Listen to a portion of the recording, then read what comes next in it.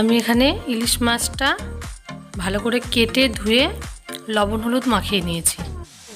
এবার আমি কড়াইতে তেল গরম করে মাছের পিসগুলো হালকা করে ভেজে নেব।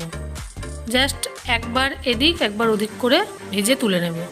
ইলিশ মাছ না ভাজলেও চলে, একটু ভেজে নিব যাতে মাছটা ঝোলে দিলে ভেঙে না যায়।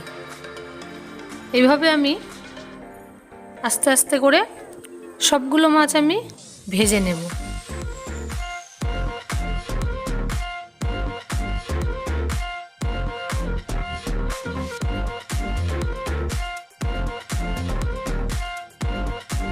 মাছগুলো সব ভাজা হয়ে গেছে, আমি একটা জায়গায় তুলে নিলাম। এবার কড়াইতে যা তেল আছে ওতে আমি 1 চামচ কালো জিরে দিয়ে দিলাম। কালো জিরেটা দেওয়ার পর আমি এখানে করে আলু কেটে নিয়েছিলাম, লম্বা লম্বা করে আলু কেটেছি। দেখো এই আলুগুলো এই তেলে ভেজে নেব।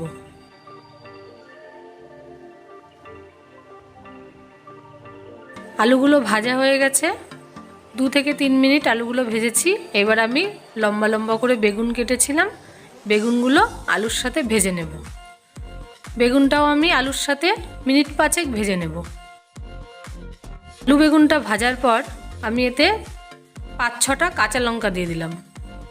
কাঁচা লঙ্কাটা একটু আলু বেগুনের সাথে নাড়াচাড়া করে নেব 2 মিনিট মতন।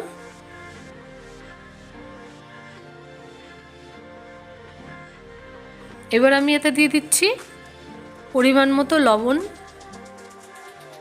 1 চামচ হলুদের গুঁড়ো। হলুদ দিয়ে লবণ দিয়ে এবার আমি সবজিগুলোকে আরেকটু ভালো করে ভেজে নেব। দেখো একদম লাল লাল হয়ে গেছে বেগুনটা আর আলুটা। এবার আমি এর মধ্যে দিয়ে দেব পরিমাণ মতো জল। ইলিশ মাছটা যেহেতু ঝোল করছি তাই আমি একটু জলের পরিমাণটা বেশি দেব। জলটা দেওয়া হয়ে গেল, এবার আমি এই ঝোলটা একটু ফুটিয়ে নেব। ঝোলটা ফুটে গেছে, এবার আমি ঢাকা দিয়ে দেব 5 মিনিটের জন্য। 5 মিনিট পর ফিরে এলাম, আলুটা সেদ্ধ হয়ে গেছে, দেখে নিলাম। ভেজে রাখা মাছের টুকরোগুলো এবার আমি ঝোলের মধ্যে দিয়ে দেব।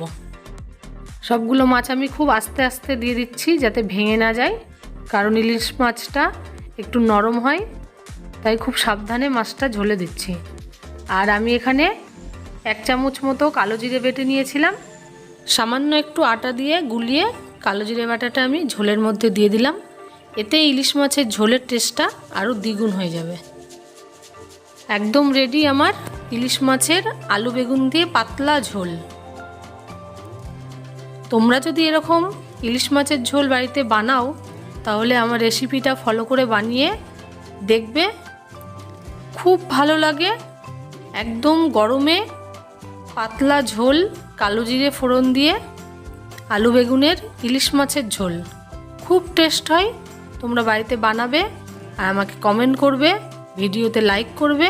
যারা আমার চ্যানেলকে সাবস্ক্রাইব করোনি সাবস্ক্রাইব করবে, পাশে থাকা বেল আইকনটিতে ক্লিক করবে আমার আরও নতুন নতুন ভিডিও দেখার জন্য।